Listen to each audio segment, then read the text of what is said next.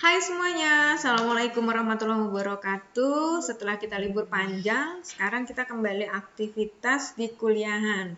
Namun kali ini karena sesuatu lain hal dan kondisi nasional yang tidak memungkinkan untuk perkuliahan offline atau tatap muka, kali ini perkuliahan kita adalah melalui daring.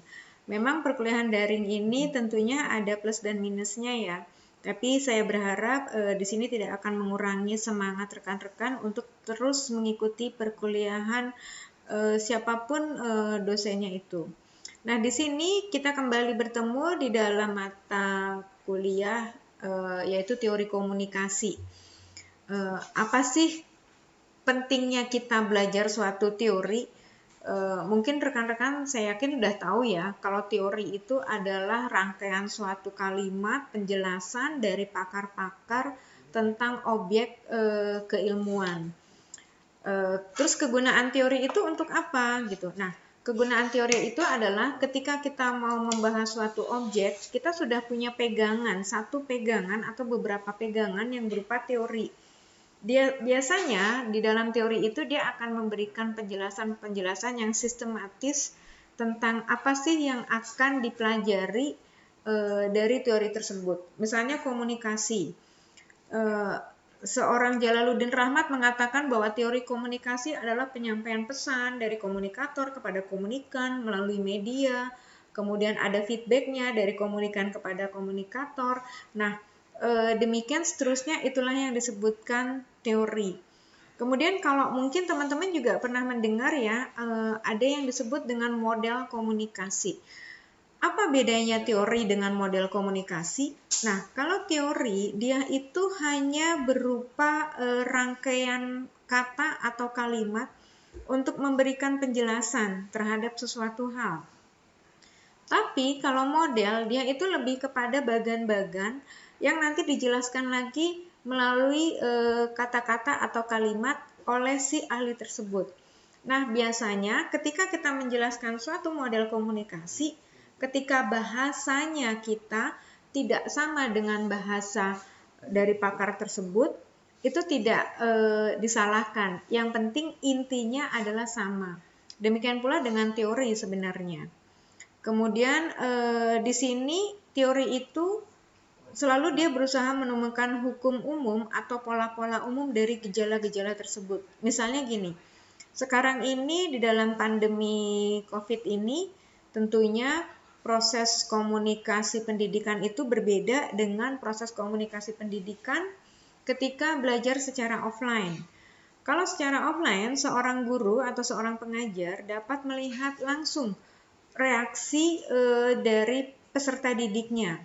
Tapi kalau di perkuliahan atau sekolah daring ini, pengajar itu nggak bisa melihat reaksi dari peserta didiknya.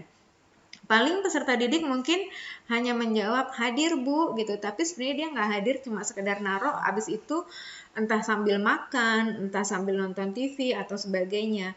Tapi di sini terlihat bahwa ketika sekolah daring itu biasanya tidak efektif ya dalam pemberian materi, karena ketika komunikatornya bersungguh-sungguh memberikan materi, belum tentu demikian dengan komunikannya. Kadang-kadang ada noise-noise yang mengganggu misalnya.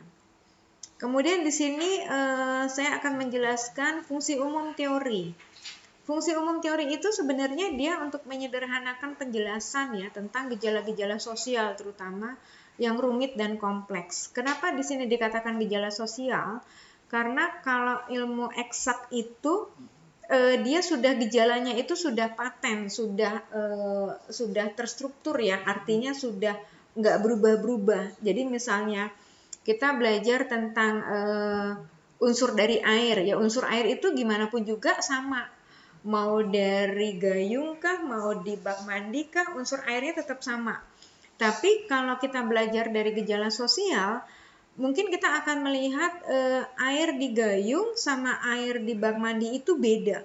Mungkin beda bentuknya, kemudian kita melihat juga beda volumenya, artinya banyaknya ya, banyaknya air, walaupun sama-sama bening misalnya antara air di gayung dengan di bak mandi, tapi banyaknya airnya itu beda.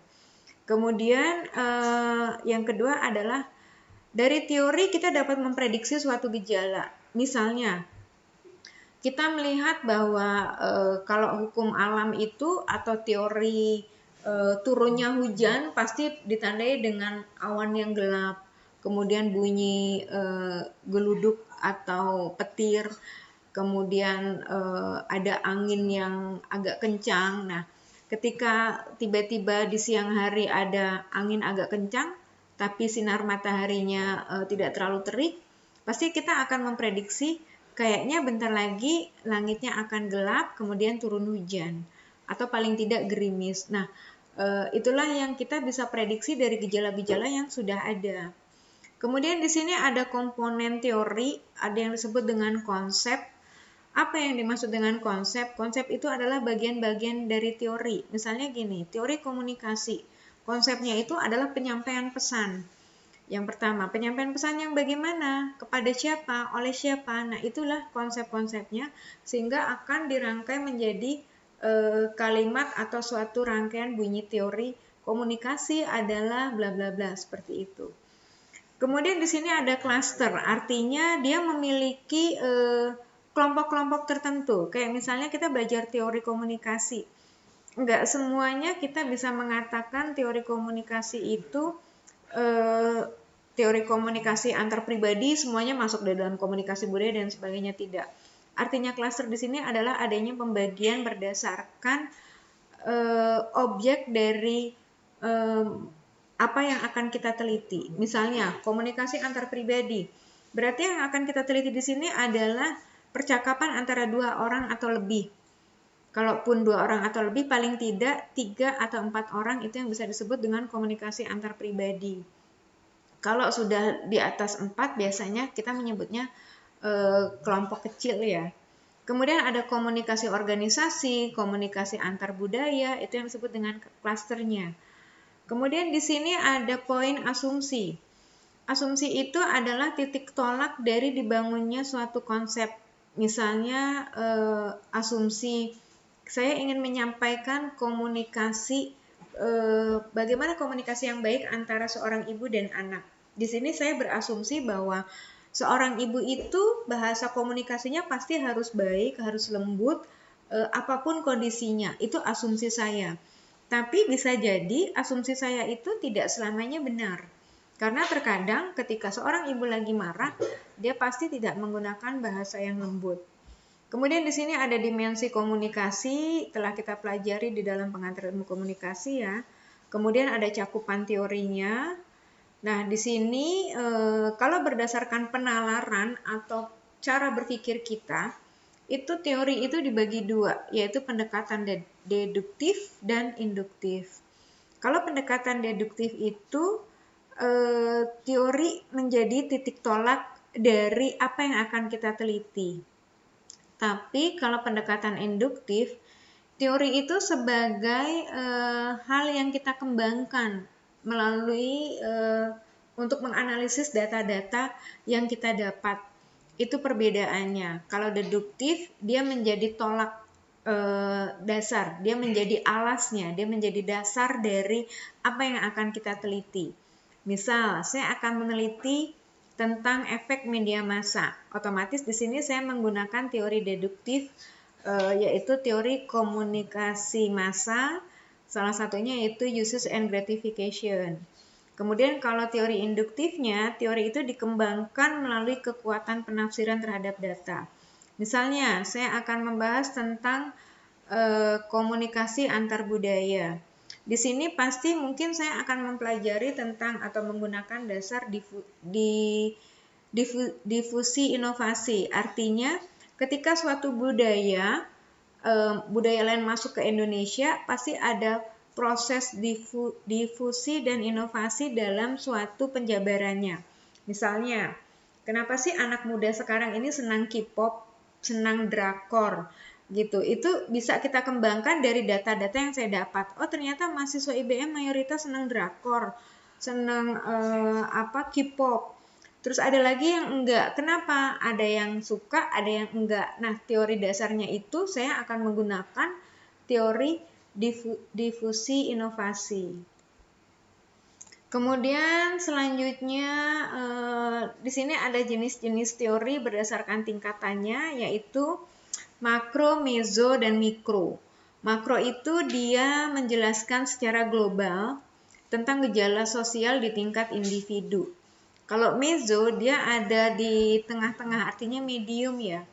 Gejala sosial yang terjadi di tingkat komunitas, kelompok, atau organisasi. Misal, ketika saya akan meneliti tentang dampak film drakor di IBM. IBM ini kan mayoritas karena namanya Muhammadiyah, saya yakin 95% mahasiswanya itu adalah beragama Muslim, Islam. Jadi otomatis ketika saya melihat apa sih dampak drakor itu terhadap perilaku Islami remaja-remaja atau mahasiswi IBM. Kan karena ada komunitasnya kalau tingkat meso ini. Nah, kalau di mikro dia lebih kecil lagi. Dia akan menjelaskan tingkat sosial pada tingkat masyarakat atau kebudayaan.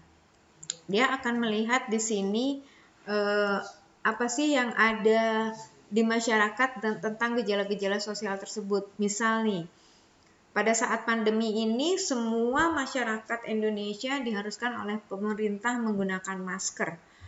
Dimanapun saja ketika keluar rumah dalam aktivitas apapun. Nah, ini menjadi gejala sosial ketika saya jalan-jalan ke mall yang tadinya semua orang tidak menggunakan masker, tiba-tiba pakai masker. Dan itu bukan merupakan pemandangan yang aneh lagi untuk di Indonesia misalnya, tapi sudah merupakan perubahan-perubahan dari gejala sosial yang tadinya hanya beberapa orang yang menggunakan masker, mungkin karena dia sedang batuk flu atau sedang nggak enak. Biasanya kita menggunakan masker yang medis itu ya, yang warna hijau atau biru itu. Nah, selanjutnya di sini adalah pembahasan mengenai jenis teori berdasarkan penjelasannya. Ada teori formal dan substantif. Kalau teori formal itu dia dikembangkan untuk menjelaskan suatu bidang gejala sosial yang lebih mendasar dan umum. Kemudian kalau substantif, jenis teorinya ini untuk bidang khusus dari gejala sosial. Bidang khusus yang tadi, yang contohnya menggunakan masker ya. Tapi kalau bidang formal itu contohnya misalnya nih, sekarang ini gejala-gejala sosial ini orang ketika dengar orang batuk aja di sebelahnya langsung curiga, aduh jangan-jangan dia kena COVID nih, jangan-jangan ini nih. Jadi ada saling kecurigaan. Nah, itulah yang disebut contoh dari teori formal. Nah, saya rasa demikian dulu saja pertemuan kita yang pertama ini. Selanjutnya adalah pertemuan kita yang kedua dan seterusnya. Saya akan membahas berbagai macam teori yang terkait dengan pembahasan atau kajian keilmuan kita, yaitu ilmu komunikasi. Terima kasih atas perhatian rekan-rekan. Saya ucapkan wassalamualaikum warahmatullahi wabarakatuh.